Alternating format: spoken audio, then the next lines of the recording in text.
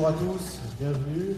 Au nom du groupe Les Écoles Parisiens, je suis très heureux de vous accueillir pour cette 10e édition du Salon des entrepreneurs dans le Grand Ouest.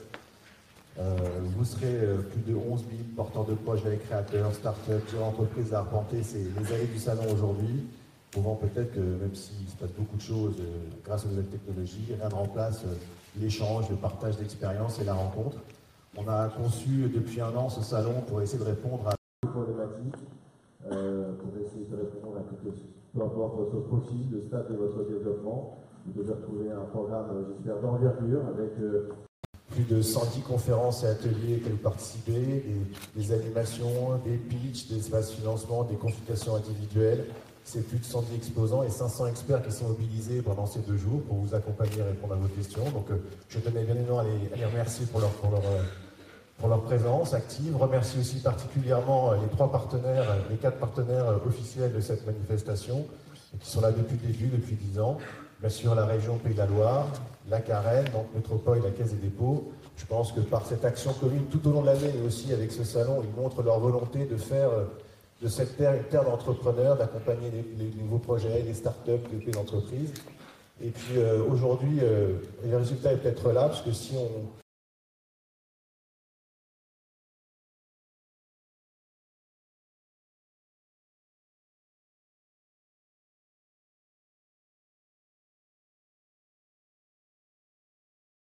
91% des entrepreneurs du Pays de la Loire sont attachés au territoire. Je pense que c'est vous demain après-demain. 81% à l'estime dynamique. Et puis un chiffre encore peut-être plus notable ou exemplaire, c'est que près d'un entrepreneur sur 3, 27%, pense qu'il n'aurait pas pu s'implanter ailleurs ou créer son entreprise ailleurs. Donc ça, je pense que ces chiffres excellents lancent pratiquement les débats du jour. Je pense que vous avez un territoire qui aime les entrepreneurs, qui veut vous accompagner, et maintenant aussi peut-être même le financer. Donc je suis très heureux d'accueillir aujourd'hui la présidente de la région Pays de la Loire, Madame Morancet, Monsieur Pelter, vice-président de la Carène, et Philippe Lambert de la Caisse des dépôts Pays de la Loire, qui vont officier pour ouvrir ces débats. Et je cède tout de suite la parole à l'excellentissime Arnaud Le Gall, directeur de la rédaction des éco-entrepreneurs. Rédacteur en chef, vous allez poser des ordres. Bon, c'est pour après. On change de titre, on aime bien, ça fait. Et lui aussi, ça fait très longtemps que l'accompagne. Donc tout ça, c'est quand même une histoire d'aventure. 10 ans, c'est longévité. On fait encore avec ça pour les prochaines années pour vous accompagner à faire grandir vos projets. Et à la fin de cette conférence, allez bien voir tous les experts. Ils sont là pour vous faire grandir et vous accompagner. Merci à tous, bonne conférence et bon salon. Merci Laurent. Cette session en particulier, parce que dans d'autres temps, on a entendu des slogans disant ça suffit. J'espère que ce n'est pas effectivement le préambule à cette session. Au-delà de la boutade, on va parler ce matin de la vraie vie des entrepreneurs. Toutes celles et ceux qui créent leur entreprise et essaient de la développer, notamment sur ce territoire. Le breton de dessus ne peut que souscrire à l'importance effectivement du territoire et de la manière dont le territoire accueille l'énergie entrepreneuriale. C'est quelque chose de déterminant pour le développement de l'économie française, et on va se focaliser en particulier sur ce qui s'avère bien souvent l'une des premières questions que se pose une ou un porteur de projet. La toute première, c'est qu'est-ce qui peut être une idée de business, et assez rapidement, en 2 ou 3, c'est où trouver l'argent. Et donc on va voir effectivement comment est-ce qu'on peut trouver, au-delà de l'argent, également des conseils, un véritable accompagnement quand on est un porteur de projet. On le fera notamment dans la deuxième partie de cette matinée grâce au témoignage de plusieurs entrepreneurs et puis à l'expertise d'un certain nombre de professionnels de l'accompagnement des entreprises et de la création d'entreprises. Et avant tout cela, grâce à nos 3 autres experts, on va peut-être remettre tout. Rappeler à fort juste titre que l'ouest de la France et les pays de la Loire en particulier, c'est une terre d'entrepreneurs. Où est-ce qu'on en est par rapport à cette énergie entrepreneuriale? Qu'est-ce qui fonctionne? Est-ce que la création d'entreprise se porte toujours aussi bien? Quels sont les secteurs d'activité ou géographiques où cela se porte le mieux? Et puis on va surtout voir également ce que vous faites les uns et les autres avec vos équipes, avec vos différents services en faveur de cette énergie entrepreneuriale. On va peut-être commencer avec vous, Christiane Morancet. Prenons d'abord la focale la plus large, celle de la région. Où est-ce qu'on en est en termes de création d'entreprise? Alors là, allez-y, c'est ouvert. Vous parlez bien près du micro. la région Pays de la Loire est une terre d'entrepreneuriat, d'entreprise. Quand je vois sondage que vous venez d'indiquer, l'attachement au territoire des chefs d'entreprise, ce qui s'explique certainement aussi par le fait que nous avons beaucoup d'entreprises familiales, et c'est une chance. La région des Pays de la Loire, ou les collectivités, ce ne sont pas elles qui créent de l'emploi, ce sont bien les entreprises. Les entreprises créent la croissance, les entreprises créent le développement économique et les entreprises créent également l'emploi. L'avantage que nous avons également, et c'est un point particulier par rapport à d'autres régions, les entreprises que nous avons en région Pays de la Loire, elles sont réparties sur tout le territoire. Nous n'avons pas de désert économique. C'est important, parce que dans d'autres régions, ce n'est pas le cas. Exactement. Et 98% des communes ligériennes ont une entreprise artisanale dans leur commune. 50% des communes ont une entreprise de métallurgie. Donc il y a un vrai dynamisme en région Pays de la Loire, et c'est également une terre d'excellence pour la création. Pour l'année 2017, on a une augmentation de 10%. Et en général, on est entre 21 000 et 23 000 créations par an. Donc cette année, 10% d'augmentation, ce qui correspond aux 10% d'augmentation de fréquentation de votre salon. Donc une vraie dynamique et également une terre d'excellence pour les entrepreneurs.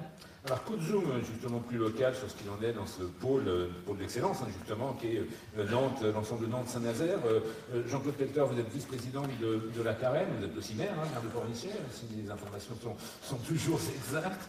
Peut-être que vous allez pouvoir parler au-delà de la réalité de la Carène, également au nom de vos collègues de la métropole nantaise. Jean-Marie Roland n'a pas pu être parmi nous ce matin, mais vous travaillez main dans la main. Qu'est-ce qu'il en est, effectivement, sur votre pôle économique de cette énergie entrepreneuriale? Qu'est-ce qui a bougé par rapport aux échanges que l'on avait pu avoir avec vos homologues l'année dernière? Écoutez, bonjour à tous. Effectivement, d'abord, je voudrais souligner une chose, c'est que sur ce territoire, et depuis des années, je suis un ancien chef d'entreprise, on a toujours été, que ce soit l'État, la région ou les collectivités, on a toujours eu le même objectif, et ça se sent, et ça se voit. Et les gens qui ne sont pas de ce territoire nous le disent. J'en suis le témoin, et là encore, ça n'est pas le cas partout. Je ne citerai pas de nom. Ça, c'est la première chose. La deuxième chose, c'est que, en tant qu'élu, tout ce que nous sommes, j'ai l'habitude de dire, alors j'ai vu qu'il y a des ministres qui commencent à reprendre ce terme-là, je le dis depuis longtemps, on doit être des facilitateurs. En tant qu'élu, on doit être des facilitateurs. Madame la présidente le disait tout de suite, c'est pas nous qui créons les emplois, mais on doit être des facilitateurs. Alors après, sur notre territoire, écoutez, on n'a jamais connu ça. On a les grands donneurs d'ordre qui ont un carnet de commandes jamais connu. Moi, je suis un ancien ingénieur des chantiers navals. Ça n'a pas toujours été comme ça. Avant d'être chef d'entreprise, on n'a jamais connu un carnet de commandes de 10 ans.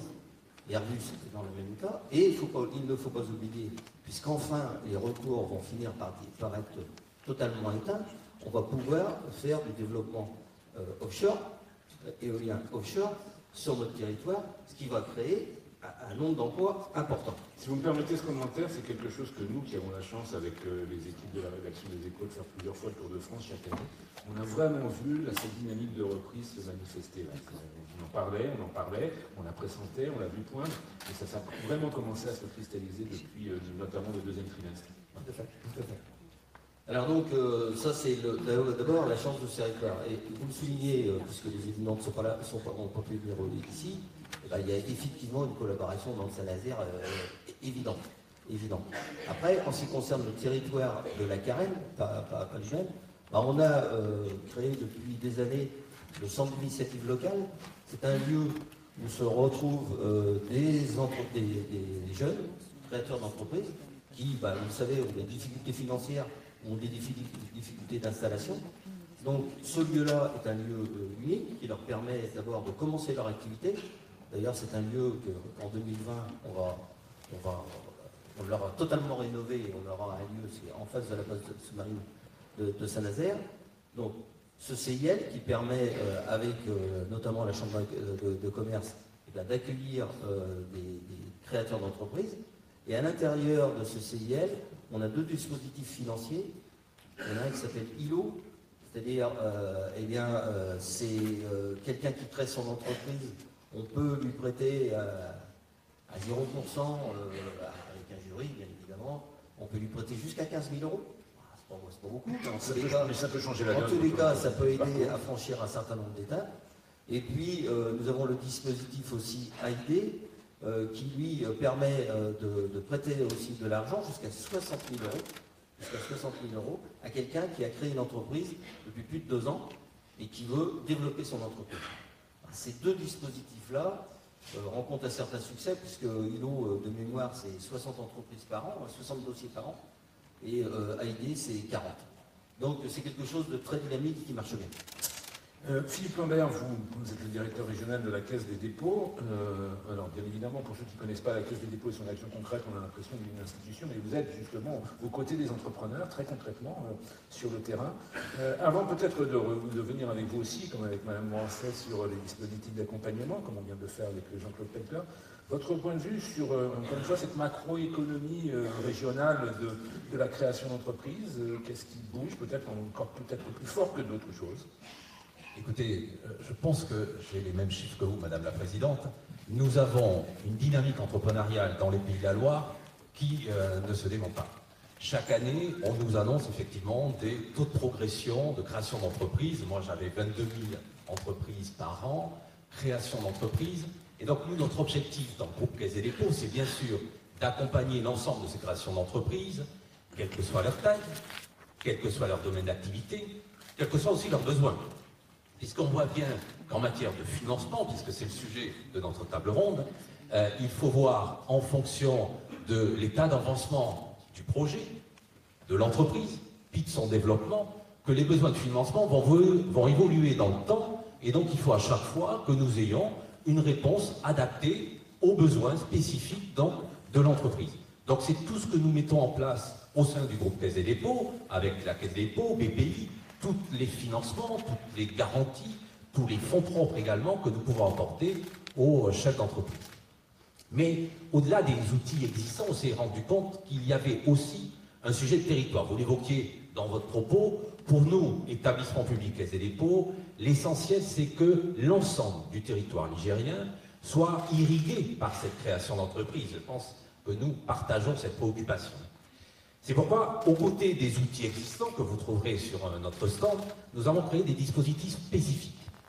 C'est le cas, par exemple, en matière de transmission, reprise d'entreprise. Nous avons, avec la région, Madame la Présidente... Un enjeu majeur, qui va le devenir de plus en plus avec la démographie. C'est un atout majeur, non seulement, effectivement, pour, j'allais dire, notre économie, mais pour aussi la revitalisation de certaines villes moyennes, de certains centres-bourgs. Il est important d'avoir un dispositif spécifique qui permet aux petits artisans, aux commerces, aux industries de proximité de trouver un financement, et c'est du prêt à taux zéro que nous avons mis en place avec les plateformes Initiatives et Entreprendre et bien sûr la région Pays de la Loire, pour trouver un prêt à taux zéro qui permet ainsi de reprendre une activité et d'avoir une attractivité de nos territoires sur l'ensemble de la région, c'est ça l'essentiel.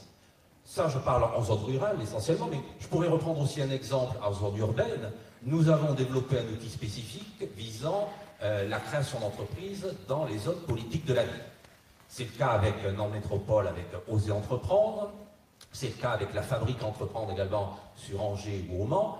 Bref, l'objectif à chaque fois, c'est comment nous pouvons travailler avec les habitants de ces quartiers à travers des dispositifs spécifiques pour accompagner leurs projets de création, leurs projets de développement et ainsi développer l'attractivité économique de ces quartiers prioritaires.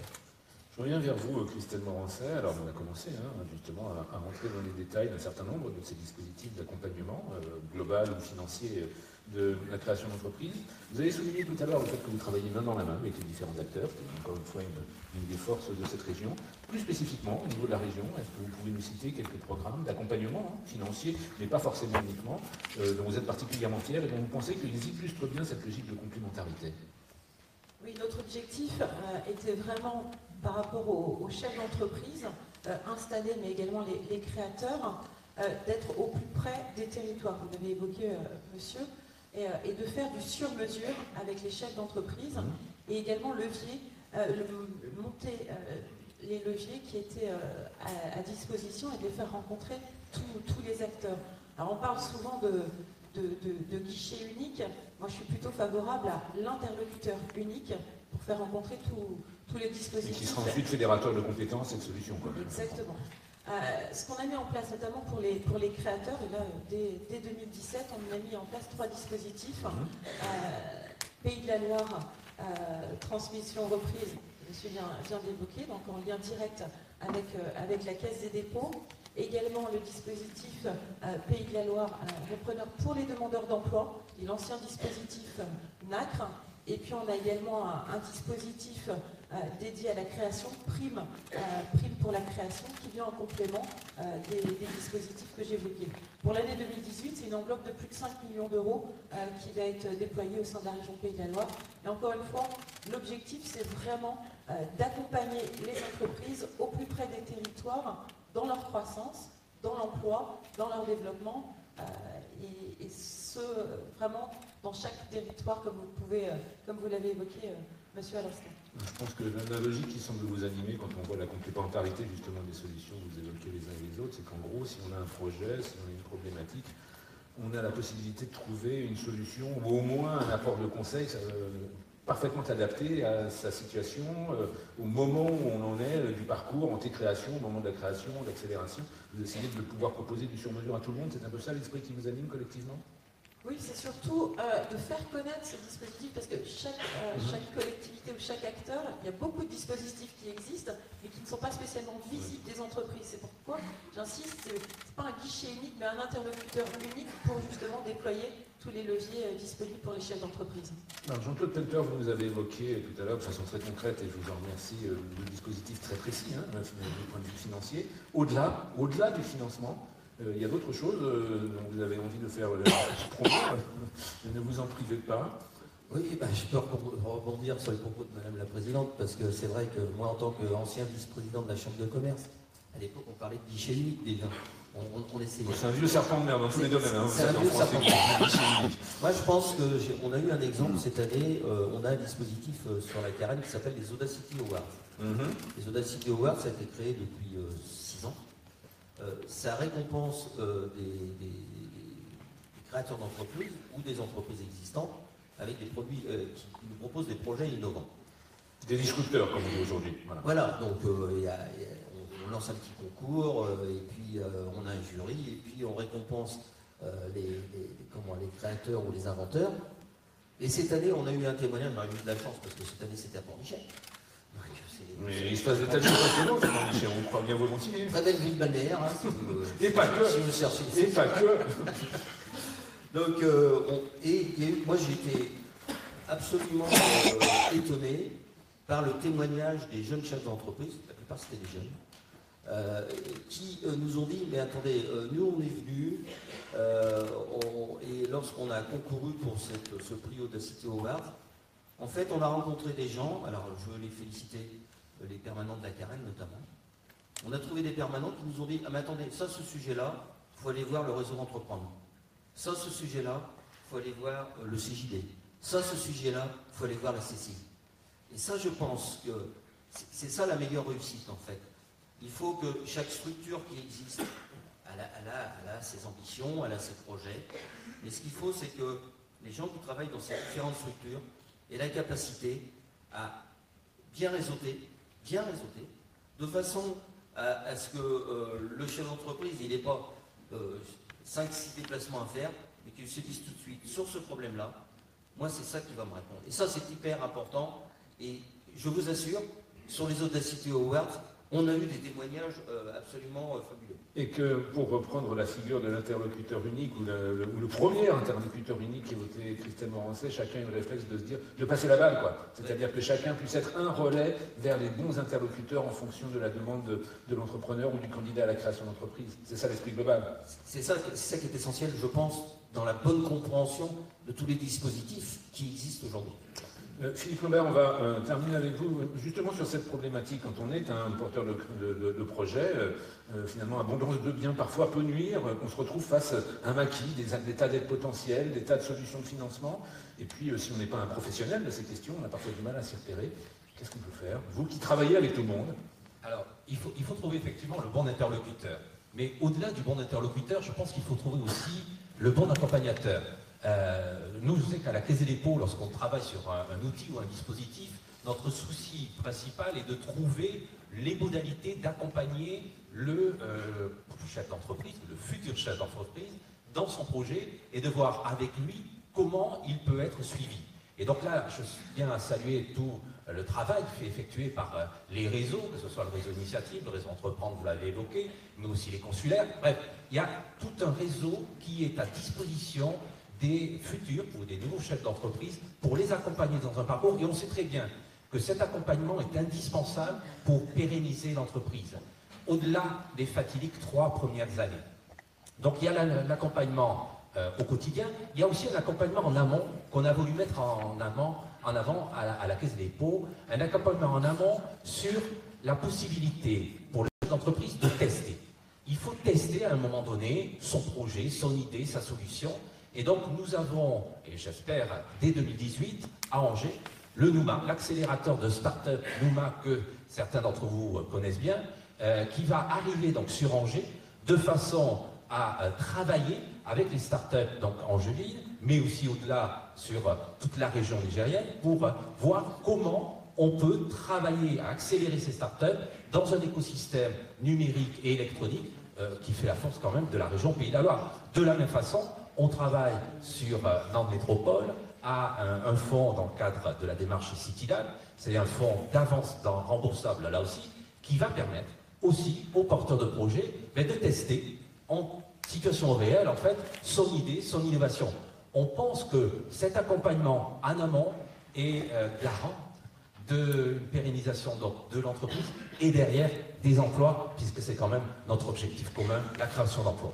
Merci beaucoup à tous les trois, merci madame, merci messieurs. Je pense que vous avez compris, vous avez la chance de réfléchir, de porter vos projets dans une région où si vous parlez de vos projets, vous trouverez des gens avec de la bienveillance qui essaieront de faire de leur mieux pour vous accompagner.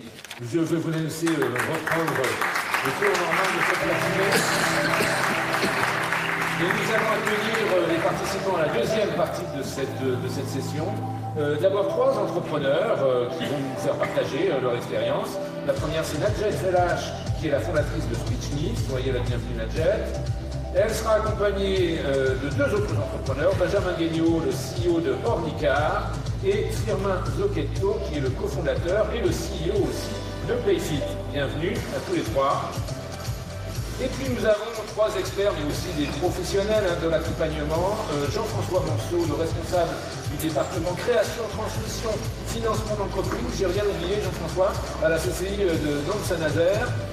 Cyril Pinault, qui préside Initiative Nantes, le maillon nantais de ce réseau France Initiative qu'on a déjà évoqué à plusieurs reprises. Et puis, un grand serviteur de la cause entrepreneuriale dans ce pays, le vice-président de l'agence France Entrepreneur, qui par ailleurs est le président et fondateur du MOUJI, qui est représenté à Nantes, de l'Institut du mentorat entrepreneurial, qui est aussi représenté à Nantes, Dominique Restineau, que l'on ne présente plus, mais que vous pouvez les applaudir tous les 6 pour leur donner du cœur à l'ouvrage.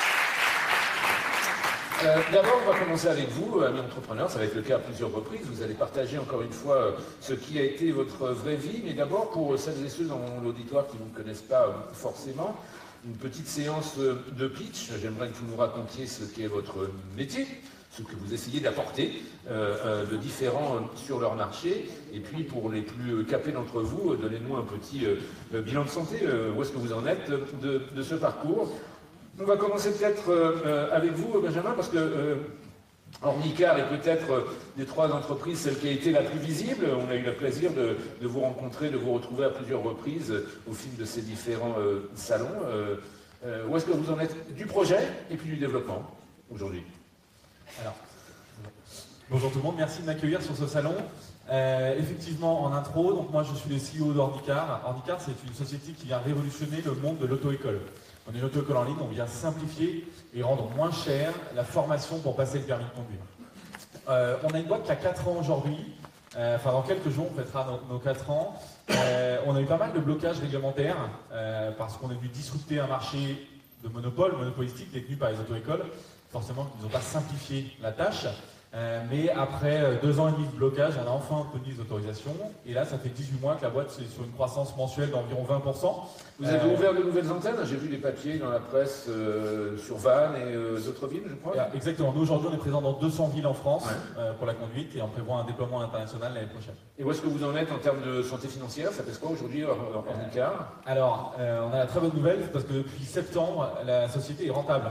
Donc pour une boîte, c'est quand même important de viser la rentabilité. D'autant plus que vous en avez bavé, mon cher Benjamin. Exactement. Beaucoup de frais d'avocat, beaucoup de lobby, mais aujourd'hui, c'est une belle croissance qui permet une rentabilité et donc de nouveaux projets et surtout de nouveaux marchés.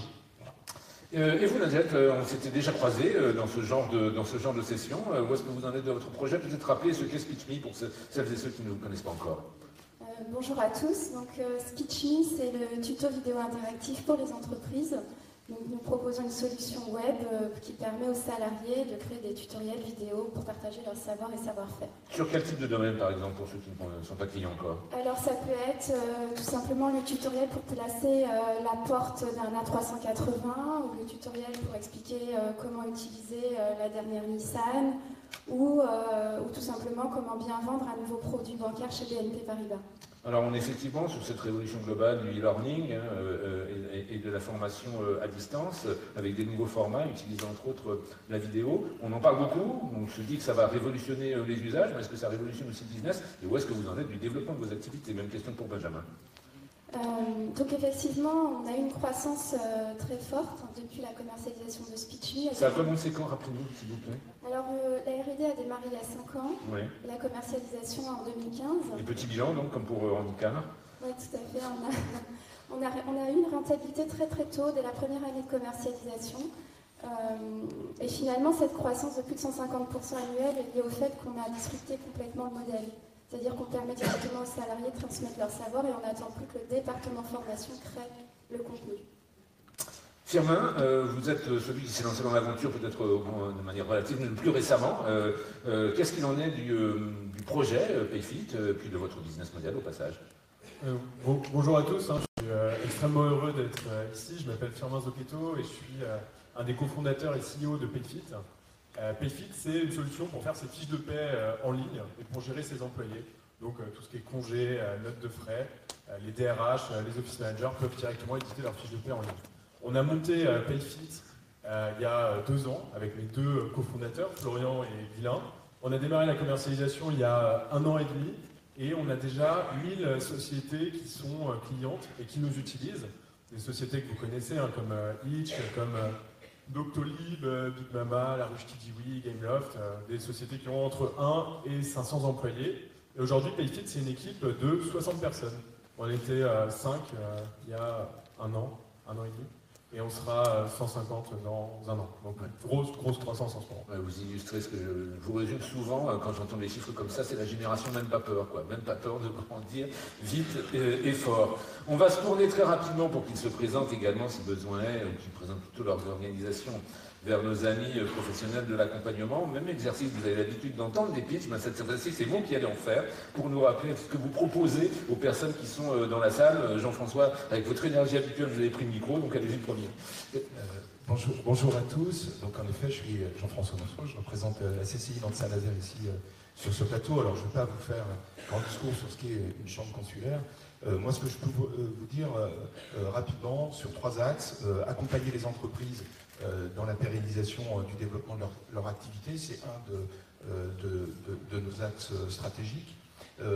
Proposer aux créateurs d'entreprises d'accélérer et d'optimiser leur process de croissance pour les jeunes entreprises. Et puis on a aussi, ça a été un petit peu dit tout à l'heure avec la première table ronde, fédérer les acteurs. La CCI s'attache sur ce territoire et sur cette région à fédérer les acteurs de l'appui, l'accompagnement au financement pour améliorer les parcours des porteurs de projets, mais surtout aussi pour optimiser l'efficacité collaborative sur notre territoire. Alors, on a déjà parlé à plusieurs reprises de ces réseaux entrepreneuriaux qui interviennent aux côtés des entrepreneurs. Ça fait partie de ces innombrables choses qui ont considérablement changé la donne sur les dernières décennies pour celles et ceux qui, comme vous, veulent créer leur entreprise. Ça n'était pas toujours comme cela. Alors, Initiative Nantes, qu'est-ce que ça fait, Cyril Pinault?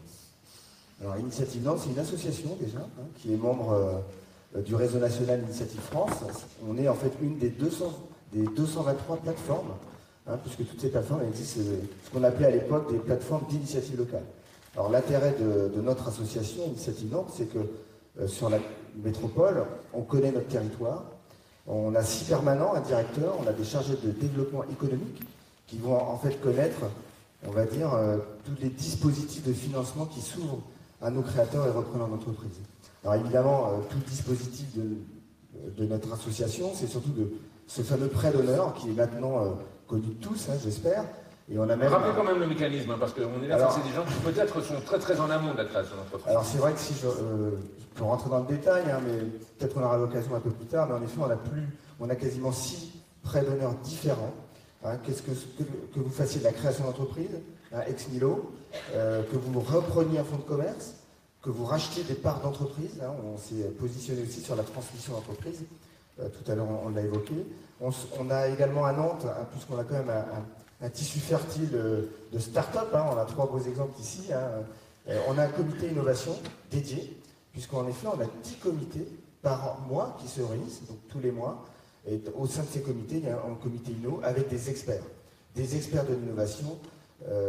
L'idéal en effet, c'est que ce porteur de projet passe par le réseau initiative, rencontre un CDE, un chargé de développement économique, et passe devant un comité d'agrément. Alors, c'est stressant, je pense que Najette se rappelle de son comité d'agrément Initiative Nantes, elle a 10 ans maintenant, mais en effet, c'est sûrement stressant pour le porteur de projet, pour ce futur dirigeant, mais ça le confronte à la réalité, avec des experts comptables, des banquiers, des avocats, des professionnels qui vont aller voir les côtés positifs, où il faut accentuer, et puis quelques côtés négatifs, où il vaut mieux les savoir avant de se lancer.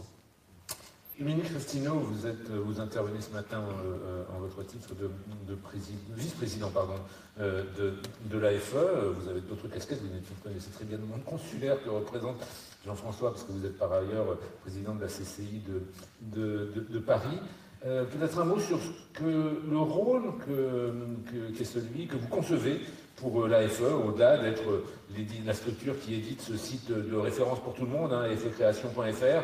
C'est le site service et d'information vers lequel vous pouvez vous tourner, et c'est un éditeur de site de médias qui vous le dit pour trouver des informations concrètes sur la création d'entreprise. Mais au-delà, c'est quoi le rôle de l'agence aujourd'hui? Bonjour à toutes et à tous. Effectivement, vous avez raison Arnaud, c'est le site d'information et d'orientation de France. afecreation.fr. Si vous n'y êtes pas déjà allé, vous avez intérêt à vous y rendre. Voilà. Quand je dis c'est le site, parce que c'est la base d'information essentielle, c'est la plus grande base d'information autour de l'entrepreneuriat, création, développement, alors anti-création, développement et reprise d'entreprise. Toute l'information est là, et pourquoi toute l'information est là, et qu'est-ce qui en fait la preuve, c'est que l'ensemble des réseaux, et même les réseaux consulaires, vont sur le site de l'AFE parce que c'est l'information la plus pertinente de France. Mais parce que vous travaillez avec eux, comme vous travaillez avec les Bien sûr, j'y viens, bien sûr. Nous ne sommes rien sans les réseaux, en réalité. Et en même temps, cette agence qui vient, puisque les fondamentaux de l'AFE, c'est l'Agence pour la création d'entreprise, la PCE, qui existe depuis 35 ans, que nous avons transformé il y a quelques mois en Agence France Entrepreneur, permet aujourd'hui, et c'est l'actualité actuellement, de la refonte de ce site. Le premier site a été créé en 1996. À mon avis, il y a la moitié de la salle qui n'était pas née. Et donc, c'était un des premiers sites de France, Internet. Vous avez aujourd'hui toute la refonte du site que nous sommes en train d'achever, avec 2 axes fondamentaux. Un, et qu'on va retrouver dans la première table ronde et ce qu'on entend là. Un, le profilage. Vous êtes autant de porteurs de projets ou d'entrepreneurs dans la salle, différents les uns des autres, pour la simple et bonne raison que vous avez un projet et que ce ne sont pas forcément les mêmes projets, même si vous avez à peu près les mêmes idées. Et donc c'est ce qu'on appelle le profilage, c'est-à-dire vous connaître. L'AFE aujourd'hui vient vers vous. Avant vous veniez vers nous, maintenant on vient vers vous, on cherche à vous capter. Et ensuite c'est la territorialité, tout ça à travers ce que j'appelle le pass entrepreneur, la territorialité, parce que ici nous sommes sur une terre d'entrepreneurs. Je crois que ça a été dit et redit, et très sincèrement, j'en suis convaincu. Et l'intérêt, c'est qui sont les réseaux sur place, où ils se trouvent, qu'est-ce qu'ils font exactement, Qui va m'accompagner en fonction de mon projet? Donc profilage et territorialité à travers ce pass entrepreneur qui sera l'angle clé de l'agence France Entrepreneur de demain matin. Alors vous avez compris, hein, il est possible de créer sa boîte et de la faire grandir. Vous en avez déjà quelques premiers témoignages avec nos entrepreneurs. Il y a des tas de gens pleins de bienveillance qui sont prêts à vous accompagner. On va rentrer un peu plus dans les détails de la thématique qui nous réunit ce matin. On va parler d'argent. Alors comment est-ce que vous avez réussi à financer vos débuts dans la carrière, les uns et les autres? Ensuite, on va voir, au-delà de vos témoignages, que nos amis experts ont à ajouter pour celles et ceux qui veulent suivre vos traces et qui sont dans la salle. On commence avec vous, Najat. La solution de financement, comment est-ce que vous vous êtes lancé? J'imagine le témoignage ou le petit clin d'œil que vous adressez à notre ami de France Initiative, que vous avez fait le parcours initiatique de la demande du prêt d'honneur, au-delà, les moyens de vos ambitions au départ, vous les avez trouvés où? Oui, tout à fait. Alors déjà j'aimerais faire une petite dédicace au site anciennement de la PCE. C'était à pce.fr, voilà, mais on a tous, voilà. Où j'ai passé de longues heures à éplucher chaque page et je ne m'étais pas du tout du monde de l'entrepreneuriat à l'époque, je ne comprenais absolument pas ce secteur. Vous veniez d'où, si vous me permettez cette question très importante? J'étais salariée à la fois dans la formation et dans le digital, mais l'entrepreneuriat en tant que tel, c'est quand même un métier. Mais c'est important de partager ce genre d'expérience aussi, et de montrer qu'on a le droit de changer de vie et que c'est possible parce qu'il y a des gens qui vous le faciliteront. Complètement. Enfin, mon expérience personnelle à travers la création de Speech.me a déjà démarré par trouver toutes ces informations et elles sont extrêmement bien faites. Enfin, vraiment, j'ai passé des heures, mais c'est très très pédagogique. Et puis effectivement ensuite, venir dans des salons comme celui-ci, il y a quelques années, j'étais dans la salle à écouter des expériences. Donc vous avez compris qu'un certain nombre d'entre vous se retrouveront sur cette estrade avec moi ou quelqu'un d'autre dans les années à venir.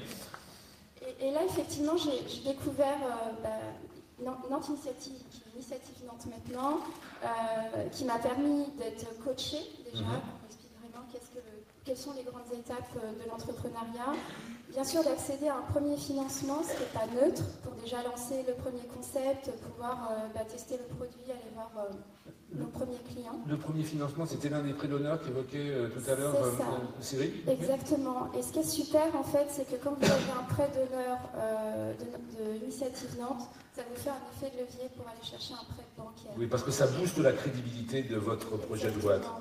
Venir avec son petit business plan, son idée un peu farfelue, vous demandez un prêt bancaire directement, surtout à l'époque, peut-être que ça a changé maintenant. Oui, enfin ça aide toujours d'avoir une caution comme celle-ci. C'est clairement une caution quand vous savez que vous avez rencontré des avocats, des experts juridiques, des entrepreneurs aussi qui sont passés par là et qui vous cautionnent le projet, forcément ça fait un effet de levier. Oui, parce qu'il y a un vrai comité de sélection, je ne sais plus, Cyril, quelle est l'appellation exacte, mais c'est-à-dire que votre projet, il passe au crash test, quoi. Et pour vos interlocuteurs à venir, ça veut dire qu'il a déjà été un peu éprouvé. C'est ce que vous avez vécu. Exactement. Une petite dédicace à ce monsieur qui s'appelle Michel Ray, qui nous a accompagnés, qui nous a bien aussi secoués en remettant en question beaucoup de choses, mais ça a été une étape extrêmement très importante pour nous.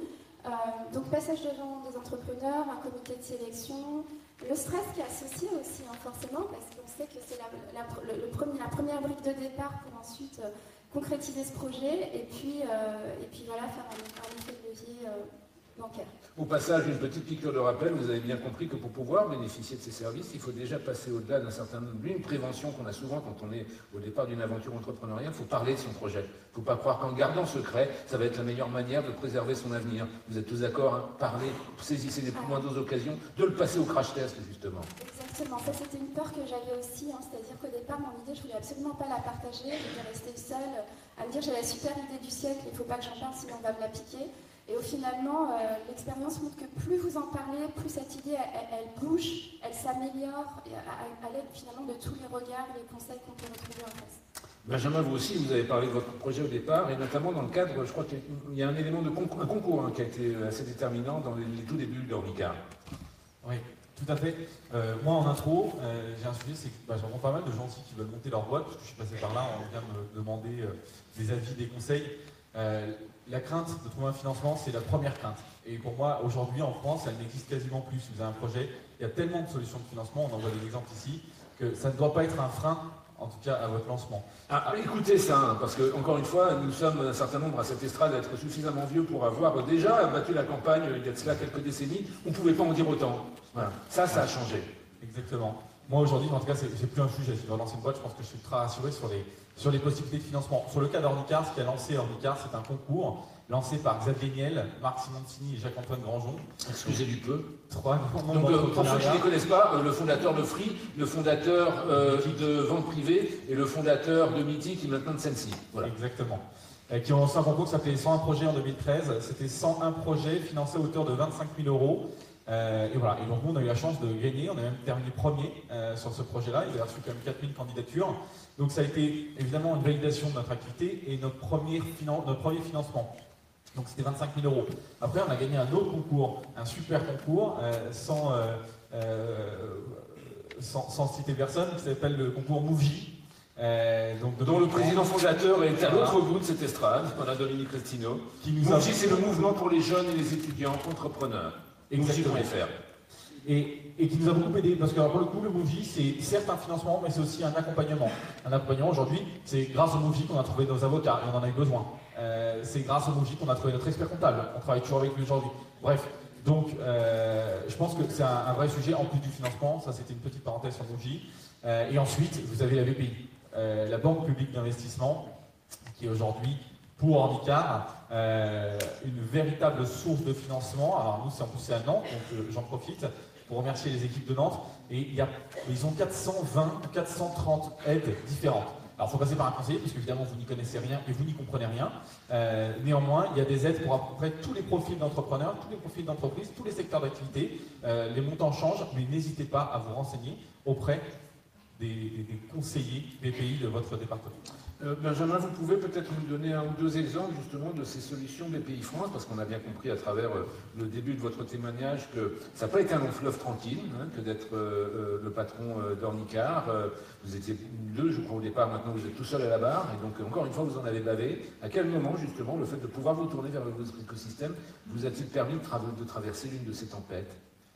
Alors, des tempêtes aussi, hein, parce que ça on en a traversé énormément. On a à peu près connu, j'ai à peu près fait toutes les erreurs. On a fait une première levée de fonds en 2014, où on a recruté trop vite et trop tôt. J'ai eu une rupture d'associés, j'ai eu des contrôles différents d'inspection du travail. Oui, parce que quand on est un disrupteur, on s'en prend des contrôles. Hein. Exactement.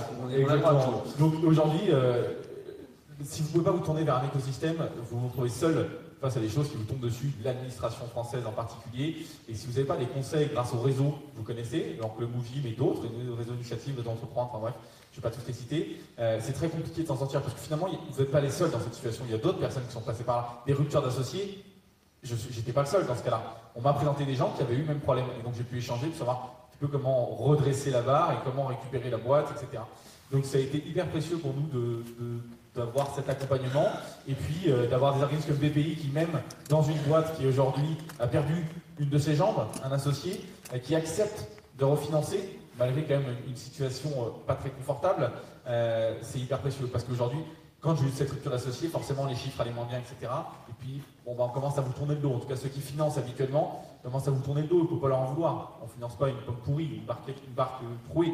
Donc, au bout d'un moment, la BPI, elle, comprend, nous a accompagnés. Et aujourd'hui, je pense que si on est là aujourd'hui, si je suis là en train de parler d'Ornicar comme un projet qui croit et pas comme un projet que j'ai fermé, c'est grâce à BPI. Oui. Il y a 10 ans, l'histoire aurait sûrement été sensiblement différente. Firmin, qu'est-ce qu'il en a été de vos solutions de financement? Je crois qu'entre autres, Benjamin évoquait son expérience en matière de levée de fonds. Vous en avez réalisé 2, pratiquement coup sur coup, là, en octobre et en juillet. Si mes chiffres sont exacts, c'était 5 millions en octobre dernier, 14 millions en juillet. Donc on a envie de vous entendre un peu sur ces sujets. Oui, effectivement, on a réalisé 3 levées de fonds en 2 ans au total.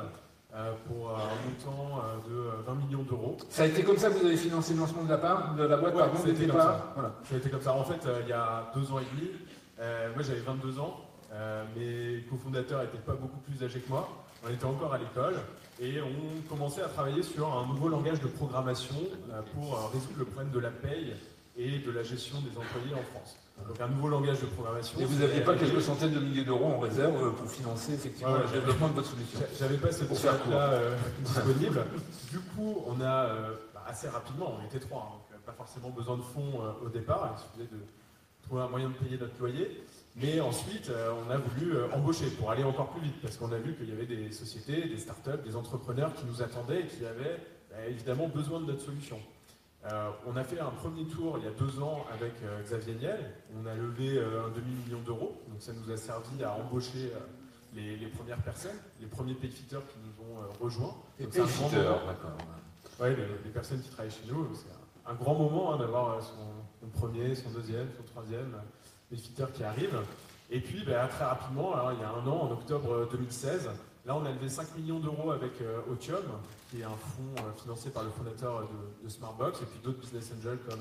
Au passage, juste, ça fait 2 fois que vous nous évoquez Xavier Niel, vous évoquez le fondateur de Smartbox. Ça a été aussi un changement important dans le paysage, parce que maintenant vous avez de plus en plus de fonds qui sont pilotés par les entrepreneurs. Ça facilite la rencontre entre entrepreneurs et investisseurs. Complètement, c'est des gens qui comprennent qu'au départ, il y a besoin de mettre un peu d'argent, que c'est extrêmement risqué, parce qu'il y a une idée, il y a un projet, 3 personnes, 5 personnes, mais c'est pas encore une société qui fonctionne avec plein de clients et 50, 100 personnes. Il y a une expérience de vous faire du reporting toutes les semaines. Exactement, ils nous laissent vraiment complètement libres. Donc voilà, deuxième levée de fonds. À l'époque, ça nous a servi à passer de 10 à 40. Ça nous a servi pour avoir ces 1000 premiers clients. Et puis là, il y a 4 mois, on a bouclé un dernier tour de table de 14 millions d'euros avec notamment Axel, qui est un gros fonds, et avec Philippe Botteri, qui est l'expert du SaaS en Europe, qui est aussi chez Doctolib, chez Blablacar. Le SaaS, c'est le logiciel sous forme de service, les logiciels dans le cloud. Je fais la traduction simultanée. Exactement, parce que notre solution ne suppose pas d'installer un logiciel. En fait, vous pouvez avoir accès à toutes vos fiches de paie, à toutes vos datas directement en ligne. Donc c'est ce qu'on appelle du SaaS.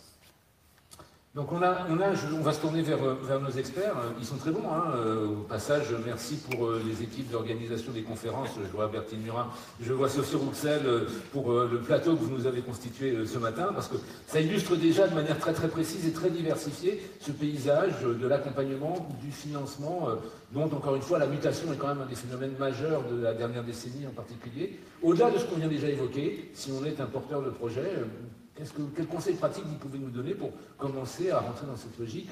Il va falloir que je trouve de l'argent, mais c'est possible. Jean-François.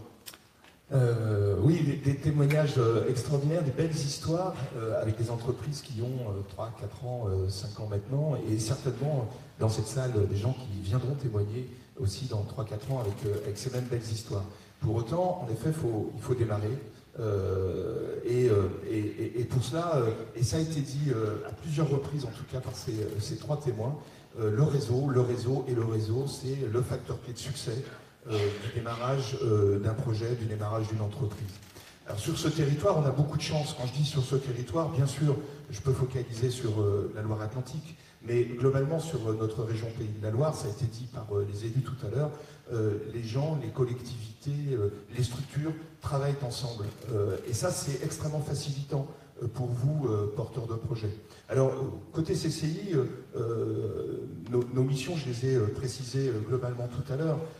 Sensibilisation, on pourrait rajouter sensibilisation sur les modes de financement.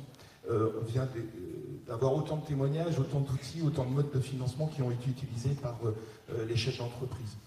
Il y a un mode de financement concernant votre projet, il est certainement différent de ceux utilisés par nos témoins, mais vous pouvez certainement le trouver en venant au sein de nos maisons de la création, par exemple, sur toute la région et sur ce territoire en particulier. Il y a à côté de chez vous une maison de la création, un espace entreprendre dans lequel vous allez retrouver d'ailleurs tous les acteurs. On a parlé d'initiatives, bien entendu, on a parlé du réseau entreprendre, mais je peux aussi parler dans les outils de financement du microcrédit, avec l'ADI, du FONDES pour la garantie. Donc les business angels qui sont présents aussi au sein de la maison de la création de Nantes-Saint-Nazaire et d'autres encore. Donc sensibilisation, nous on a des équipes qui sont spécialisées dans l'orientation. Ça a été dit aussi tout à l'heure avec notre table ronde d'élus, rencontrer la bonne personne qui envoie le bon relais, qui permet d'aller vers le bon dispositif. Donc là-dessus, nous avons des équipes au sein de nos maisons de la création qui sont capables de diagnostiquer le besoin réel et d'orienter vers le bon interlocuteur. Et puis accompagner, c'est aussi une des missions de la CCI sur des fonds spécifiques, hein, ils ont été cités aussi tout à l'heure. Nous avons des fonds spécifiques que nous pilotons, ou sur lesquels nous sommes partenaires, qui vont du développement de l'entreprise jusqu'à accompagner par exemple la levée de fonds, ça a été dit. On voit bien qu'il y a des logiques de financement différents au fil du temps. Nous, on a un partenariat étroit avec des plateformes de crowdfunding, 3 plateformes de crowdfunding, WeSeed, Fimple et Proximea sur ce territoire, pour vous permettre aussi d'aller vers ce type de financement. Cyril Pinault, au-delà de ce que l'on vient déjà d'évoquer, quelques conseils, quelques solutions pratiques aussi qu'on n'aurait pas déjà évoquées. Oui, alors Jean-François a déjà évoqué pas mal de choses, hein, mais notre mission, nous, au sein du réseau Initiative, c'est bien de valider le plan de financement. On se rend compte, en effet, vous êtes souvent en train de gratter de votre côté, il y a souvent quand même un expert comptable qui est par là, mais l'avantage du réseau Initiative, puisqu'on va en effet prêter à taux zéro, on va vous prêter, hein, porteur de projet à taux zéro, pour augmenter un petit peu vos fonds propres. Alors c'est un gros mot, les fonds propres, c'est quoi en fait? On parlait tout à l'heure avec un porteur de projet, hein, je disais, mais en fait, moi j'ai pas honte de dire que le prêt d'honneur Initiative Nantes, c'est pour financer les pertes des 6 premiers mois. Hein, alors évidemment, le banquier... On est là pour parler de la vraie vie. Hein, tout simplement. Donc, imaginez que vous faites les 6 premiers mois, vous ouvrez votre magasin et que pendant 6 mois, vous n'assurez pas un chiffre d'affaires puisque vous êtes au démarrage et que vous avez des frais fixes normaux de loyer. Juste au passage, pour nous, ça semble évident, mais ce genre de situation, c'est normal. Hein, ne vous couvrez pas la tête de sang si ça vous arrive au début de l'aventure. Donc si votre plan de financement, c'est l'erreur en fait du porteur de projet, c'est de pas s'emprunter. Si votre plan de financement de vos besoins et de vos ressources est trop light, hein, est trop serré, à un moment donné, ben voilà, il se passe un petit pet, et puis le petit pet, ben, c'est le découvert qui n'est pas autorisé parce que vous n'avez pas encore gagné d'argent. Voilà, donc ça sert aussi à ça, le prêt d'honneur. Ça va de 2 500 à 16 000 euros. On peut même compléter aujourd'hui avec des prêts d'honneur remarquables, hein, puisque au sein du réseau Initiative, on a créé d'autres dispositifs. En gros, ça va de 2 500 aujourd'hui à 60 000 euros au sein de la plupart des réseaux Initiatives. Alors, Réseau Entreprendre aussi, hein, il y a AID, Atlantique Initiative Développement. Et puis ce qu'on commence aussi à faire, on voit aussi, on a remarqué qu'il y avait un trou dans la raquette, c'était au niveau d'une structure qui est en développement ou qui a un projet dans son premier projet. Et là, on a mis en place le prêt croissance. Ça a été compliqué, c'est même les chambres de commerce qui commencent à alimenter. Ça y est, les élus, la région, la CDC a compris. Et nous, on porte aujourd'hui le fonds, hein, puisque c'est des fonds qu'on nous prête, hein, et puis nous, on ne fait que le redistribuer. On porte le fonds de 44, et on est très content. J'étais en comité, en copie la semaine dernière, et on voit voilà, qu'en SNI, ça redémarre, qu'en Sud-Loire, ça redémarre, que sur Saint-Nazaire, ça démarre, et ça y est, on a trouvé, il fallait encore communiquer. Et on voit bien qu'il faut communiquer sur ces prêts d'honneur, il y a de l'argent, c'est à taux zéro, et ça ne peut que faire du bien à la trésorerie. Je dis souvent, en fait, qu'est-ce qu'on est mieux en tant que chef d'entreprise lorsqu'on n'a pas regardé son compte bancaire. Et j'ai tendance à dire à nos financeurs, hein, qui abondent ce fonds, à la rigueur, moi j'aime bien quand nos porteurs de projet, nos dirigeants, ils ont 15 000 euros sur le compte et ils n'ont pas à se soucier d'un trésor. Parce que quand vous commencez à être à moins 1000 ou à plus 1000, vous pensez à autre chose qu'à votre business et le chef d'entreprise doit vraiment se concentrer sur le business. Donc empruntez. Cyril Pinault, je rebondis sur ce que vous évoquez. Vous nous avez dit qu'on porte le fonds du 44, c'est-à-dire que, et ça illustrerait, si c'est le cas, justement cette logique, on travaille main dans la main, hein, par-delà les clivages de territoire ou de politique ou de mission initiale. C'est-à-dire que le conseil départemental a décidé de créer un fonds, et vous en avez idée ou je suis complètement à côté de la plaque? Racontez-moi. En fait, pour que ça soit plus simple, c'est le conseil régional et la CDC préfèrent avoir une plateforme groupe. D'accord. Sur le 44, il y a 5 plateformes. En Anjou, il y a une seule plateforme. Voilà, c'est un petit peu la particularité locale. Nous, on est attachés, en effet, sur la Loire-Atlantique, à notre bassin d'emploi, à ce que les chargés du développement économique que je vous disais, quand ils sont à notre métropole, ils sont férus dîner. Quand on voit le discours de tout à l'heure, si vous ne commencez pas à maîtriser le mode SaaS, ce qu'est le numérique, ce qu'est une plateforme web, en comité d'agrément, nous, il est dédié. Hein. On a des experts dédiés. Donc soyez aussi exigeants vis-à-vis de vos conseils. Quand, en effet, tu disais, Benjamin, j'ai rencontré mon expert comptable au sein de l'incubateur ou de l'accélérateur, en effet, si l'expert comptable gravite autour de ça, c'est qu'il est compétent. Même chose pour les avocats. On a à cœur, nous, dans nos comités d'agrément, d'avoir des experts de la création et des experts, en fait, de la transmission et des experts de l'IMI. Ça, c'est important. Dominique Crestino, par rapport à que l'on vient d'évoquer territorialement et au-delà de la dynamique globale. On rejoint là cette idée, travaillons main dans la main, constituons une chaîne de valeur, mais qu'est-ce qu'on peut peut-être évoquer encore de plus pour les personnes qui nous écoutent? Alors, ce que j'apprécie, ce que je pense, ce que je dis depuis 10 à 15 ans, la France est l'un des pays au monde, et surtout aujourd'hui, qui accompagne le plus la création d'entreprises. Aujourd'hui, créer une boîte dans notre pays, c'est vraiment pas compliqué. Ce qui est un petit peu plus délicat, c'est de la développer et de la pérenniser. On est d'accord. Aujourd'hui, nous savons uniquement, malgré tout ça, 30% des entreprises, des entrepreneurs se font accompagner. Uniquement 30%. Et on sait pourtant que à 5 ans, le fait d'être accompagné augmente considérablement le passeport vers la réussite. On passe, en gros, je parle sous votre contrôle, messieurs, une entreprise qui n'est pas accompagnée dans les 3 à 5 ans, elle a en gros une chance sur 2 de réussite. On est au-delà de 2 chances sur 3 à partir du moment où on est accompagné, très largement, hein, on tangente sur 3 sur 4. Largement. J'entends trop souvent, mais il y a beaucoup de réseaux, moi je ne sais pas, je ne comprends pas. Je ne pense pas qu'il y ait beaucoup de réseaux. Ce qu'il faut, c'est ce qui a été dit tout à l'heure, parce que j'ai entendu bon réseau.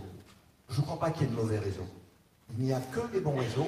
Ce qu'il faut, c'est que vous trouviez le réseau qui correspond à votre projet et à votre personnalité d'entrepreneur, de porteur de projet. Ensuite, ce qui est fondamental, c'est ce que j'appelle la chaîne d'accompagnement. Et ça, c'est une responsabilité que nous avons, nous. Alors moi, je suis avant tout, j'ai créé ma première boîte, j'avais 24 ans. Donc, l'histoire, je la connais, et j'en ai créé plusieurs. Et il y en a encore une maintenant. Hein, encore, oui, toujours.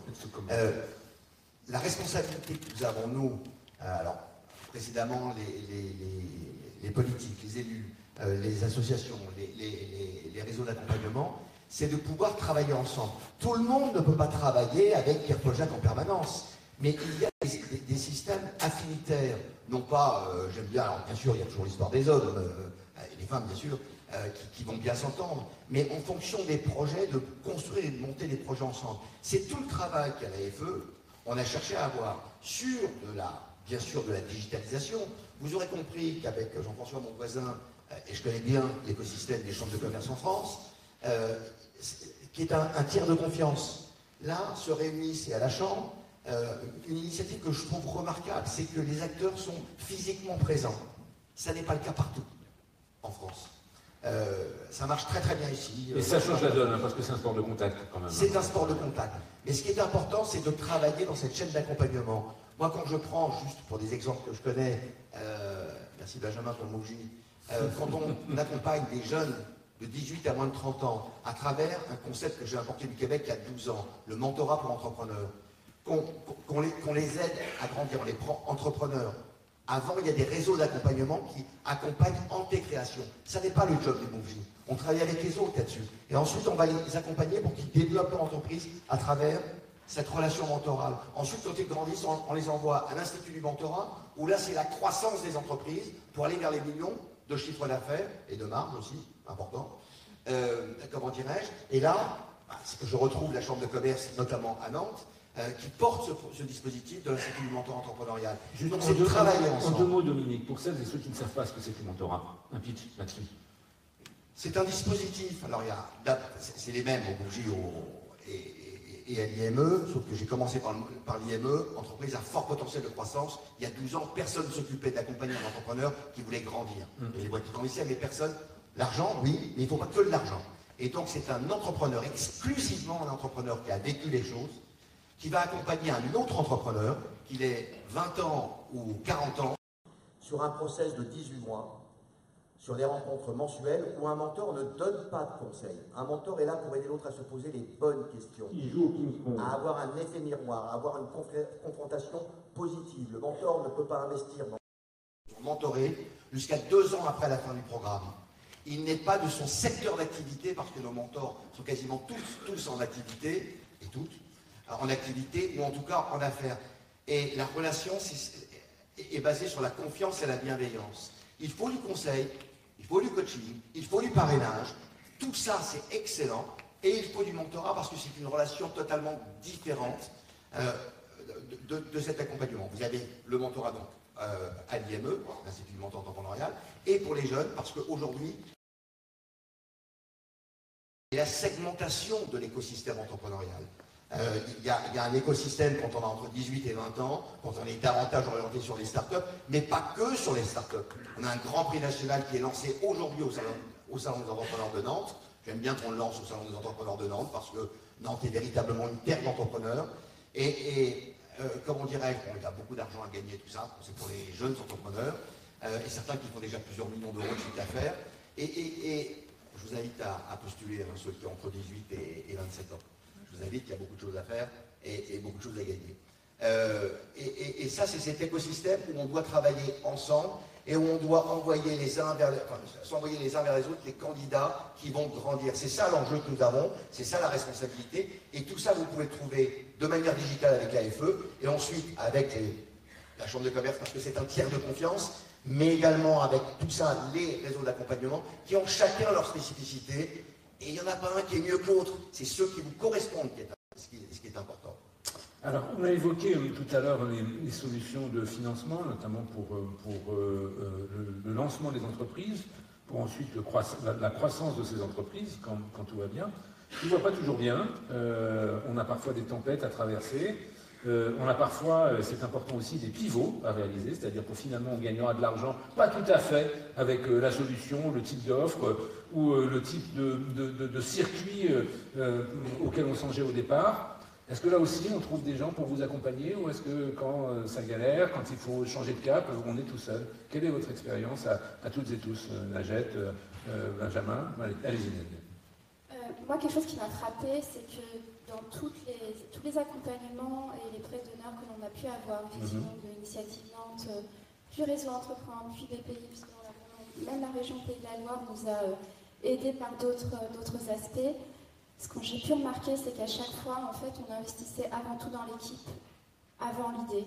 Effectivement, notre idée de départ n'est pas celle d'aujourd'hui, et ces étapes, en fait, nous ont permis d'arriver à la bonne idée, et pour accélérer, de faire une levée de fonds ensuite. Un pivot important, vous pouvez nous en partager un moment pivot, justement. Oui, un pivot très important, puisque l'idée initiale, c'est qu'on voulait faire une espèce de groupon de la formation professionnelle en France. Donc, rallier l'offre et la demande pour les entreprises, vous voyez qu'on est quand même très éloigné. Ouais. On est encore dans la formation, mais on a bien pivoté.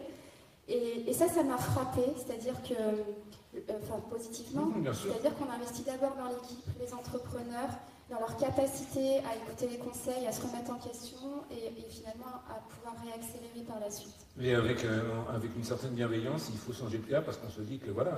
Complètement, avec une bienveillance, avec l'explication qui va avec, bien sûr, de bien challenger l'idée, mais toujours de la bienveillance.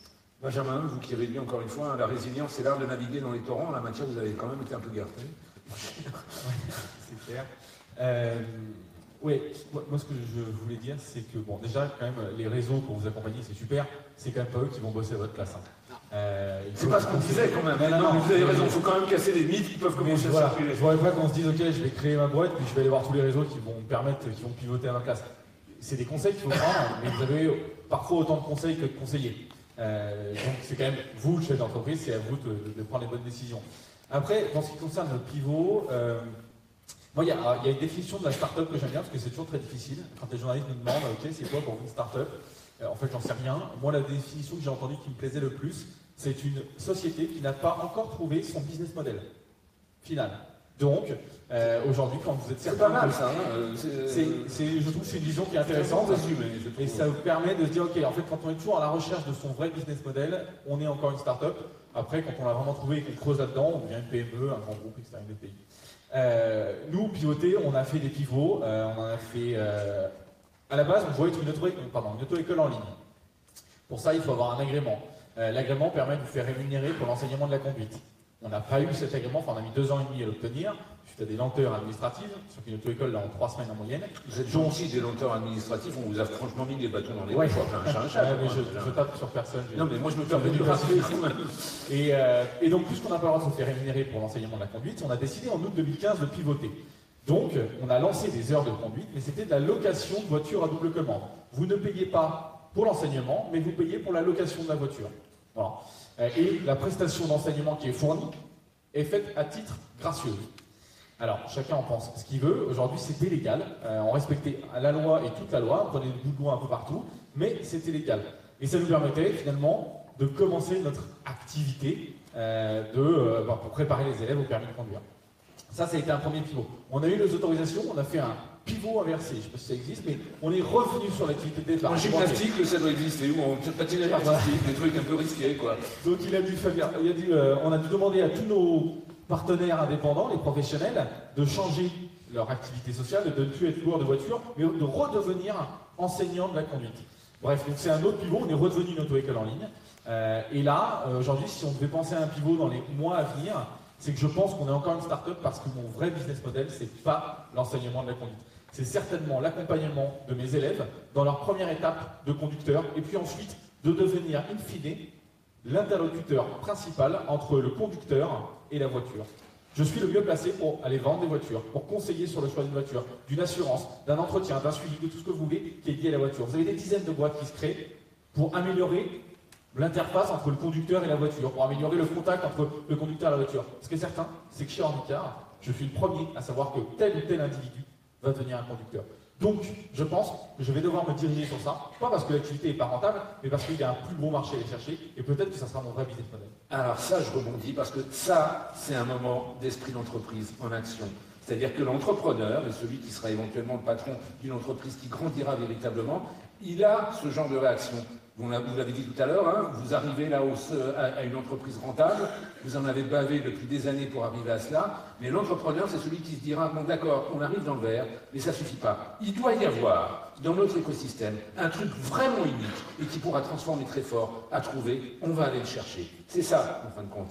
Et vos équipes vous suivent dans une réflexion comme celle-ci. Oui, c'est des challenges qui sont hyper encourageants. Le marché de l'auto-école, c'est 2 milliards d'euros. Le marché de la voiture en France, c'est plusieurs dizaines de milliards d'euros. Et aujourd'hui, il y a un vrai service à apporter. Et donc, c'est un message que les équipes ont envie d'entendre aussi, parce qu'elles ne sont pas ici, chez Ornicar, juste pour leur salaire à la fin du mois, mais aussi pour participer à une aventure. Dans les équipes, on est une petite équipe, on est 30 personnes. Donc chacun, finalement, a son rôle d'intrapreneur en fonction de sa mission. S'il y en a, il y a eu des pivots, vu de l'extérieur, on se dit que non, c'est bon, peut-être... Non, il n'y a pas eu tellement de pivots, tout va bien très vite depuis le départ ces 2 dernières années. Avec ta définition, Benjamin, qui est extrêmement vraie, on n'est pas une start-up, on n'a jamais été une start-up en fait, parce que notre business model est extrêmement clair depuis le départ. On donne beaucoup de valeur aux entrepreneurs, à nos clients, en leur proposant la meilleure solution de paie et de gestion des employés qui soit. Et on prélève un abonnement récurrent, mensuel. On pourrait être rentable. On est à quelques mois de la rentabilité. C'est pas l'objectif à court terme. L'objectif, c'est de grandir. Là, on fait plusieurs millions d'euros de chiffre d'affaires. L'objectif, c'est rapidement de faire 100 millions, 200 millions d'euros de chiffre d'affaires, même plus, et de devenir une grosse société en Europe ou dans le monde pour faciliter la vie des startups, des entreprises traditionnelles. C'est pour ça d'ailleurs qu'à chaque levée de fonds, en fait, son objectif, au début c'était pour construire un langage, on était 3, ensuite c'était pour recruter les 50 premières personnes et pour trouver les 1000, 2000 premiers clients. Là maintenant, clairement, quand on lève 14 millions d'euros, bon voilà, on sait qu'on va passer à 200, 300 personnes rapidement, mais c'est aussi pour attaquer les marchés européens. Là, on a nos premiers clients espagnols qui sont arrivés, donc on fait des fiches de paie espagnoles, on construit l'Allemagne et l'Italie à côté également. Alors j'ai compris, vous n'avez rien de me raconter sur le pivot, mais vous n'allez pas vous en sortir à si bon compte. Vous avez sûrement quand même des choses à nous raconter sur cette atmosphère des levées de fonds. Je crois que Najat l'évoquait tout à l'heure, c'est-à-dire que quand on fait témoigner, et on le fait régulièrement dans notre émission sur BFM Business, des binômes entrepreneurs-investisseurs, ce qui est marquant, c'est qu'à chaque fois ils nous disent, oui d'accord, on regarde le business plan, mais à la limite, il n'y a que des bons business plans qui arrivent sur notre bureau. Nous, investisseurs, ce qui nous intéresse, c'est des personnes, la confiance, la rencontre. C'est ce que vous avez vécu? Ah oui, complètement. C'est pas l'idée, d'ailleurs, bon, on le disait tout à l'heure, mais l'exécution est beaucoup plus importante que l'idée. C'est-à-dire des idées, tout le monde peut en avoir, ça vaut rien. Il ne faut pas hésiter à parler de son idée quand on en a une, surtout même ça peut vous donner... Oui, passer la deuxième couche, là, on ne dira jamais assez. Oui. Voilà, mais l'exécution, c'est ce qui compte le plus. Et au début, quand on reçoit des fonds, quand un investisseur nous fait confiance, c'est clairement pour l'équipe de cofondateurs. Ensuite, c'est pour les 30 premières, 100 premières personnes qui sont arrivées dans la société. Et c'est ça le plus important, en fait. Vous pouvez pas, même si vous avez la meilleure idée du monde, la meilleure volonté qui soit, si vous n'avez pas la bonne équipe de cofondateurs avec des personnes qui sont ultra complémentaires, qui font les week-ends ensemble, qui passent leur vie à réfléchir, à discuter sur une problématique, et qui savent très bien que les 15-20 prochaines années, ils vont partager ça, mais en fait, vous pouvez aller nulle part et aucun investisseur ne vous fera confiance. Donc clairement, c'est la chose la plus importante, ça c'est clair. Messieurs les experts, qu'est-ce que vous avez à nous dire justement sur cet accompagnement pour les temps peut-être un peu moins faciles, un peu moins fluides de la vie des entreprises? Et puis au-delà, parce que le sujet qui nous rassemble, c'est le financement, mais ce qui est assez marquant quand on discute avec des gens qui sont dans ces problématiques, soit de demande de financement, soit du côté des entrepreneurs, soit du côté des financeurs, c'est qu'une histoire de financement qui fonctionne bien, c'est plus qu'une histoire d'argent. C'est-à-dire que c'est aussi un accompagnement au sens large.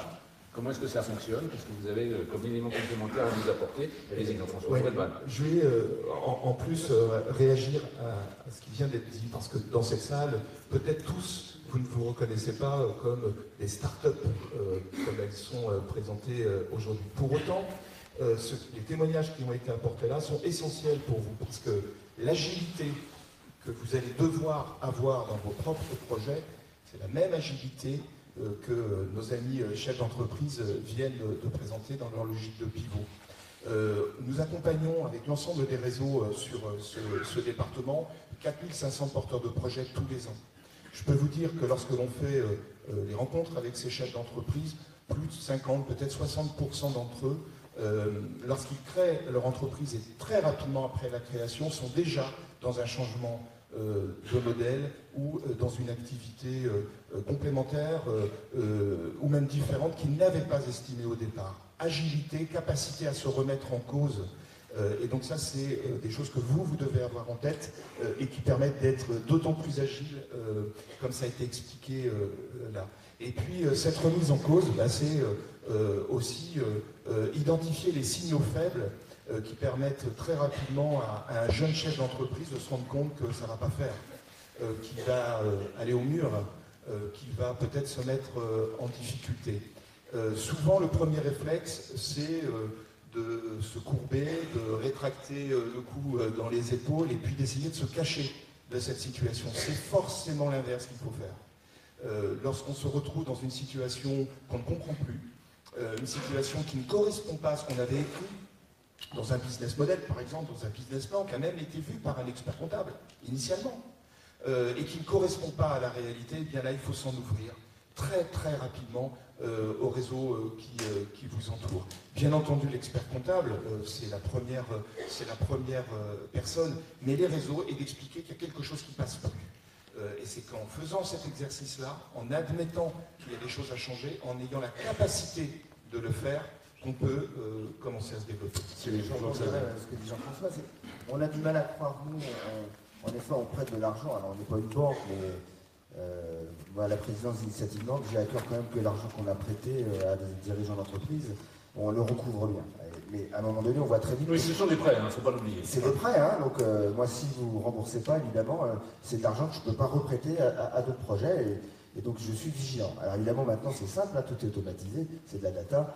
Dès qu'il y a un impayé, on va prendre son coup de fil. Hein, et le CDE qui a accompagné le porteur de projet va questionner.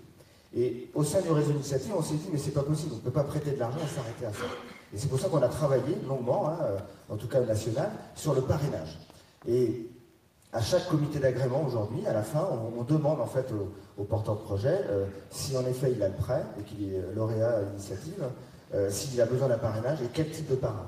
Et donc j'ai bien aimé ce que disait Dominique, c'est vrai qu'on a tendance à mettre tel secteur d'activité, tel dirigeant, tel retraité. C'est pas forcément ça qu'il faut faire. En effet, moi je demande à mes parrains et marraines au sein de l'Initiative Nantes d'être plutôt l'accompagnateur, l'œil attentif, l'écoute. Et je ne demande surtout pas à mes parrains et bénévoles, à mes marraines, de remplacer le dirigeant.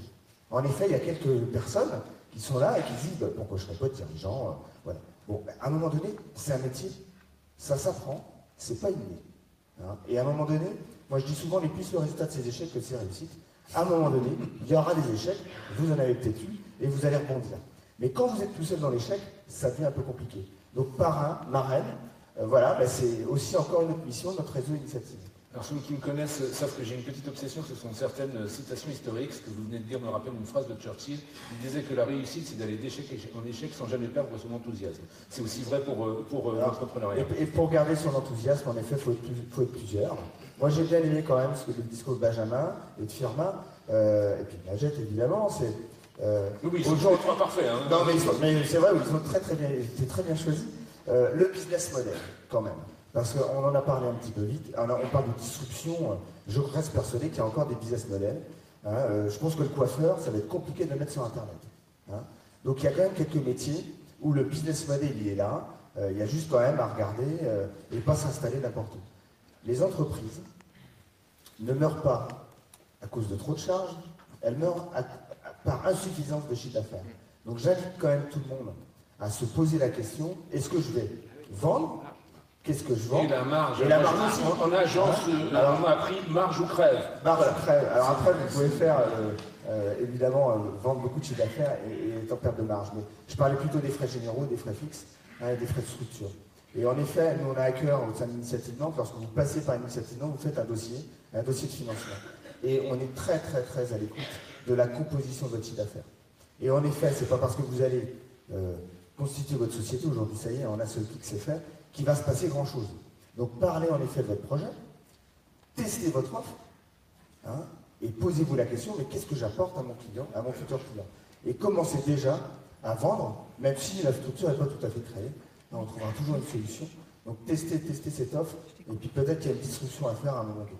En rebond de ce que vient de nous évoquer Cyril, j'aimerais bien vous entendre aussi, Jean-François et Dominique, avant on terminera avec nos amis entrepreneurs.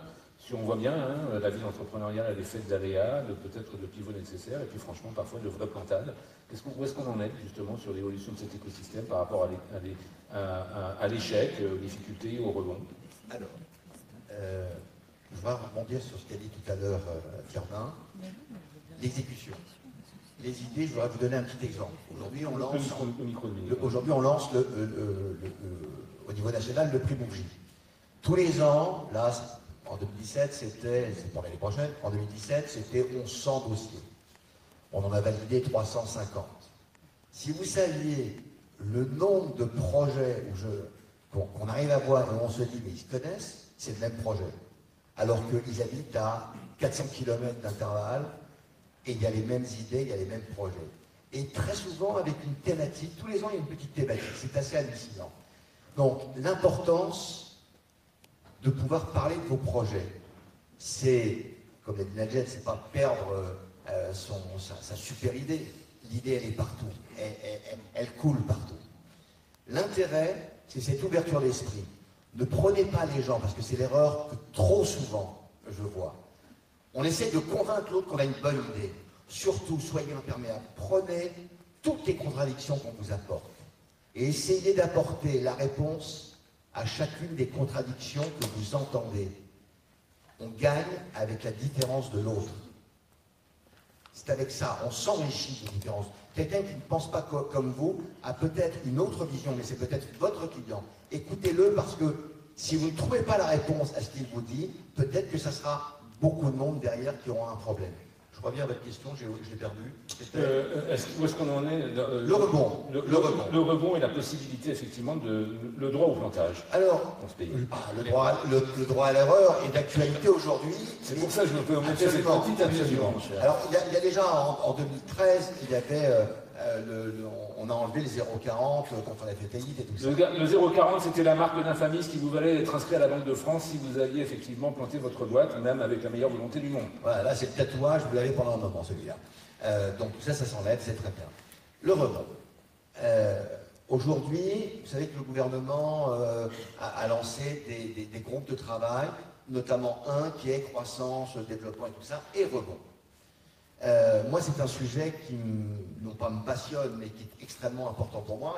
Et le 8 décembre, toute la journée à la Chambre de commerce de Paris, c'est avec les associations Second Souffle, 60 000 rebonds, actives également dans cette région, où on va recevoir 350 chefs d'entreprise qui ont eu ces problèmes avec des partenaires dans le recrutement pour se relancer, repartir sur un nouveau business, rencontrer d'autres associés.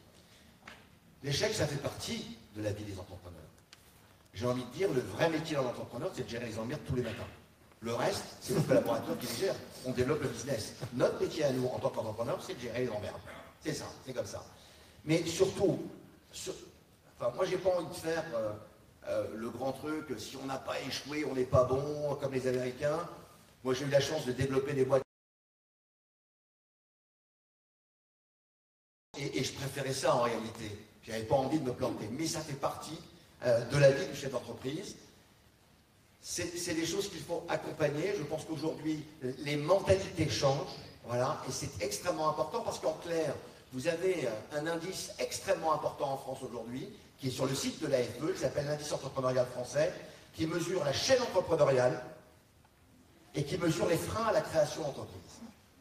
Et là, on se rend compte qu'il y a encore beaucoup de freins à la création d'entreprise, par méconnaissance bien souvent, mais également pour la perception. Et la perception, c'est, oui, mais si je me plante, je vais être quoi? Si on se plante, comme Churchill, on continue, on se relève. Et très souvent, quand on s'acharne, on y arrive. Jean-François, je sais que c'est un sujet qui nous échappe. Dominique a tout dit ce que j'aurais pu... Oui, mais une deuxième couche, ça dire, mais les choses changent. Voilà, je pense que ça, Dominique a raison de le préciser. Nous sommes aujourd'hui dans une conduite de changement. Et d'ailleurs, il faut qu'on y participe tous. J'étais à une table ronde à la CCI de Bordeaux la semaine dernière qui a présenté, un peu comme on est là aujourd'hui, 4 chefs d'entreprise qui avaient tous eu un accident important dans leur entreprise. Et c'est assez nouveau. On a plutôt tendance à présenter des belles histoires et trop peu tendance aujourd'hui à montrer que l'échec est possible. Il est possible d'avoir un échec et pour autant d'être en capacité de rebondir. Donc les choses sont en train de changer. Je ne sais plus qui disait, je ne sais pas toutes les références, l'expérience c'est la somme de nos erreurs. Donc à chaque fois que vous faites une erreur, vous montez en compétence, vous montez en expérience.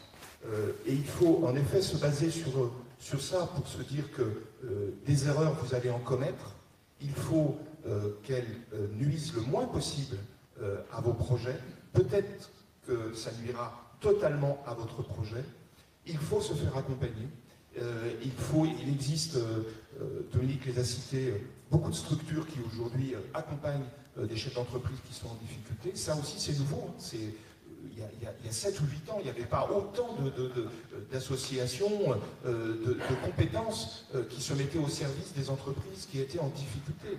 Il existe aujourd'hui, et c'est le cas sur notre territoire au sein de nos sociétés, de notre CCI, des diagnostics, ce qu'on appelle chez nous les bilans de santé de l'entreprise.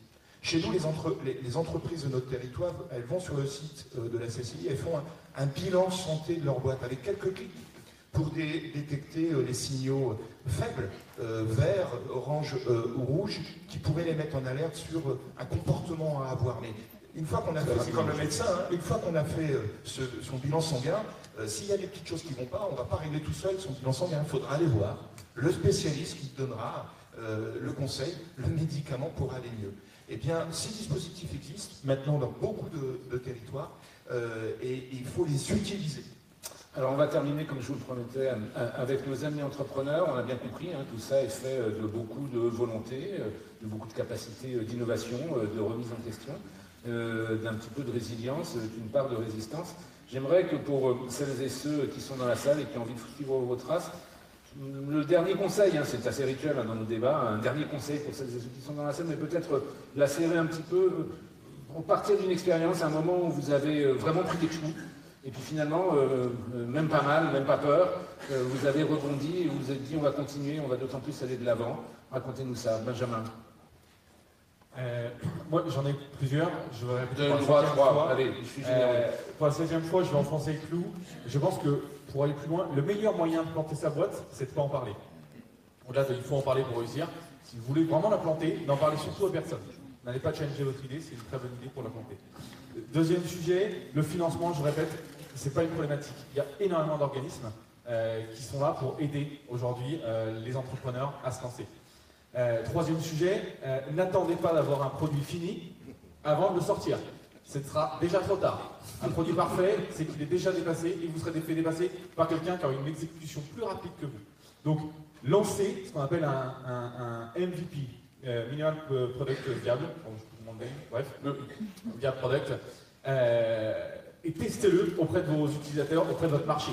Parce que c'est votre marché qui va vous dire comment itérer. Itérer, c'est apporter des modifications à votre produit. Lancez un truc moche et nul, testez-le auprès du marché et faites-le évoluer en fonction des attentes du marché. Ne soyez pas persuadés que c'est vous qui savez exactement ce qu'attend le marché parce que c'est faux. Vous avez une personnalité, une perspective et forcément, vous ne correspondez pas à 100% du marché. Voilà. Et qu'est-ce que je peux dire? C'était quoi? C'est déjà pas mal, hein, ça, mon cher Benjamin. Au passage, une petite citation, c'est MacArthur qui disait « Les batailles perdues se résultent en 2 mots, trop tard ». C'est valable aussi dans l'entreprise. Firmin, et on terminera avec Nadjet. Je suis complètement d'accord avec ce qui a été dit. Hein. C'est une citation du fondateur de LinkedIn et extrêmement important de ne pas attendre que son produit soit parfait avant de le mettre entre les mains des utilisateurs. C'est important, hein, c'est pas la culture française, mais c'est en ça justement que la culture start-up venue de la côte ouest a changé un petit peu la donne. C'est très important et c'est comme ça qu'on construit notre produit chez Payfit. Hein. C'est des milliers d'itérations, des retours clients et au day-to-day, on fait des modifications sur le produit. Un work in progress permanent, en fin de compte. Exactement. Juste pour rebondir sur ce qui a été dit tout à l'heure, c'est pas le fait de faire des erreurs qui va vous faire grandir ou vous faire progresser, c'est plutôt les enseignements, la réflexion que vous allez avoir à chaque fois que vous faites une erreur. Et à chaque fois, il faut se demander comment il faut que je fasse pour que je grandisse et pour que je sois meilleur jour après jour et que je refasse plus ces erreurs. C'est ça qui est hyper important, il faut avoir ce switch psychologique, il faut vraiment faire ce travail. Après, concernant les conseils, bon, si on prend le financement, il y a plein d'accompagnements possibles, le banquier, les subventions, la BPI, on a fait un peu de BPI aussi, je vais parler juste des investisseurs que je connais bien, et des levées de fonds. Lever des fonds, lever des millions, des dizaines de millions d'euros, c'est absolument pas une fin en soi.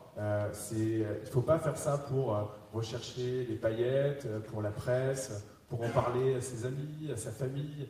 La levée de fonds, c'est un passage à la station-service pour faire le plein de carburant et pour accélérer ensuite et tenir sur la distance. Mais c'est absolument pas une fin en soi. Il faut lever le moins de fonds possible. Après, d'un autre côté, c'est une source d'argent qui permet d'avoir un avantage compétitif par rapport à ses concurrents inestimable, et c'est aussi un moyen d'attirer les personnes.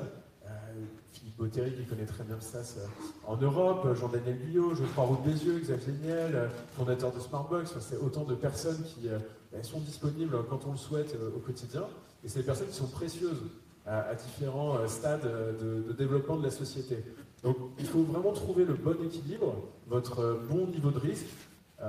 Il faut être très clair aussi sur la mission que vous vous êtes fixée. Vous pouvez vouloir faire une boîte extraordinaire très rapidement ou faire un plus petit business. Il n'y a pas de bonne ou de mauvaise solution. Il faut juste être à l'aise avec le niveau de risque et la vitesse de développement que vous voulez avoir. Il y a un truc très important, c'est que quand on fait rentrer des investisseurs à son capital, quand on lève des fonds, c'est pour la vie. C'est un peu comme un mariage. Donc il faut faire très attention à ça, être hyper confortable avec cette idée et bien choisir les personnes avec qui on a envie de travailler. Mais en tout cas, ne pas chercher à lever coûte que coûte et ne pas non plus se braquer devant cette notion de donner une partie de sa boîte à travers des actions en échange de fonds qui sont apportés par des fonds d'investissement ou des business angels. Il ne faut pas avoir peur de cette altérité-là. Nadjet, on termine avec vous, votre message, n'ayez pas peur. Je dirais déjà oser. Oser. Dès que vous avez une idée, allez-y, c'est pas grave en fait. Finalement, je pense qu'il faut. C'est jamais grave d'avoir une idée, c'est jamais grave de se lancer si vous voulez d'aller au-devant de l'adversité. C'est ça en fait. On est toujours en train de se mettre des freins psychologiques et qu'est-ce qui m'arrive demain si ça marche pas, etc. Je pense qu'on a la chance d'être en France, il faut quand même relativiser. Comme on disait, c'est un pays, on a la chance de pouvoir entreprendre, il y a des structures autour qui sont bienveillantes, qui sont là pour aider. Une fois que vous êtes dedans, généralement, vous devenez addict à l'entrepreneuriat, vous ne pouvez plus en sortir.